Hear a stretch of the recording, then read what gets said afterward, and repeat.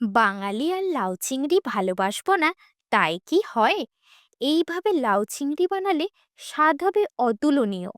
প্রথমে এর জন্য 250 গ্রাম চিংড়ি মাছ নিয়েছি। এরপরে লাউটাকেও সরু সরু করে কেটে নিয়েছি এবং আলুটাকেও এইভাবে কেটে নিয়েছি। ফ্রাইং প্যানে অল্প সর্ষের তেল গরম করে তার মধ্যে চিংড়ি মাছগুলোকে তুলে দিয়ে পরিমাণ মতো হলুদ এবং লবণ দিয়ে হালকা করে ভেজে তুলে নিলাম।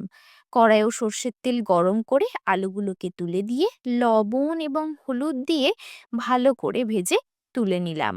ওই তেলেই 5 ফোড়ন, শুকনো লঙ্কা, তেজপাতা ফোড়ন দিয়ে ফোড়নটা ভাজা হলে তার মধ্যে 1 চামচ আদা বাটা দিয়ে হালকা ভেজে তার মধ্যে 1 চামচ হলুদ গুঁড়ো, 1 চামচ লঙ্কা গুঁড়ো, 1 চামচ কাশ্মীরি রেড চিলি পাউডার, 1 চামচ ধনে গুঁড়ো, হাফ চামচ জিরে গুঁড়ো এবং অল্প জল দিয়ে মশলাটা ভালো করে কষিয়ে নিয়ে মশলাটা থেকে তেল রিলিজ করলে লাউটা তুলে দিয়ে পরিমাণ মতো লবণ দিয়ে আলুগুলোকেও তুলে দিয়ে সব কিছুটা ভালো করে কষিয়ে নিয়ে 1 বাটি গরম জল দিয়ে 5 মিনিট রান্না করে নিলাম।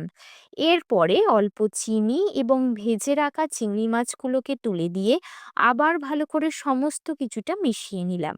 ব্যাস তৈরি হয়ে গেল দারুণ স্বাদের লাউ চিংড়ি। ভিডিওটি ভালো লেগে থাকলে অবশ্যই লাইক, শেয়ার এবং কমেন্ট করবেন।